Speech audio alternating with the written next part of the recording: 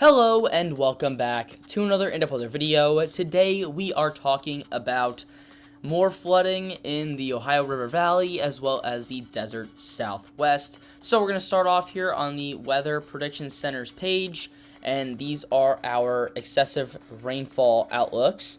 So we do have two risks here, slight and marginal. So let's start off with our slight risks, which is at least 15% chance of exceeding flash flood guidance within 25 miles of a point. We have slight risks in parts of Oregon, a little bit of Idaho, Nevada, California, Arizona, New Mexico, Arkansas, Missouri, Illinois, Indiana, Ohio, Pennsylvania, West Virginia, Kentucky, and Tennessee. We have marginal risks, which are at least 5% chance of exceeding flash flood guidance within 25 miles of a point in parts of California, Nevada, Oregon, Washington, Idaho, Utah, Arizona, New Mexico, Colorado, Texas, Oklahoma, Missouri, Arkansas, Louisiana, Mississippi, Tennessee, Kentucky, Illinois, Indiana, Alabama, Georgia, South Carolina, North Carolina, Virginia, West Virginia, Ohio, Pennsylvania, D.C., Maryland, Delaware, New Jersey, New York, Connecticut, Rhode Island, Massachusetts, Vermont, New Hampshire, and Maine. I believe I got all the states, but if there isn't one that I said, if you're on the map, you have that 5% risk. So here is the National Weather Service page, and we do have areas of flood watches issued by the National Weather Service for certain areas, including areas of California, Arizona, New Mexico, Utah, Nevada, as well as most of eastern Kentucky, which as of late has been at major risk of flash flooding, Ohio, West Virginia, and Pennsylvania.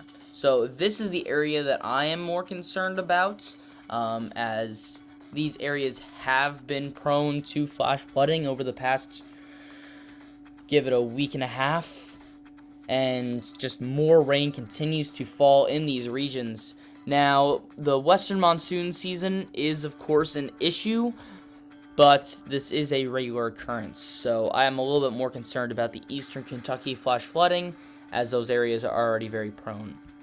So here is the NAM 3-kilometer model, and we're just going to be going through here first in the desert southwest. Let's zoom on in here, southwest U.S. Perfect.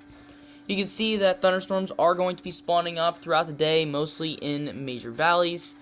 And you can see here that these thunderstorms mainly stay in place, especially in areas of Nevada where they kind of follow the same path throughout most of the day today, kind of following straight north into Oregon as well. But eventually these storms do subside overnight, and into Wednesday and Thursday they do spawn up yet again.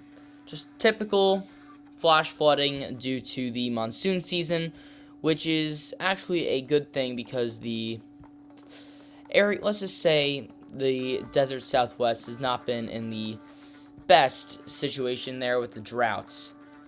Now, we do have, let's just use the eastern U.S. view. Our area of concern is kind of split in between like 3 regions.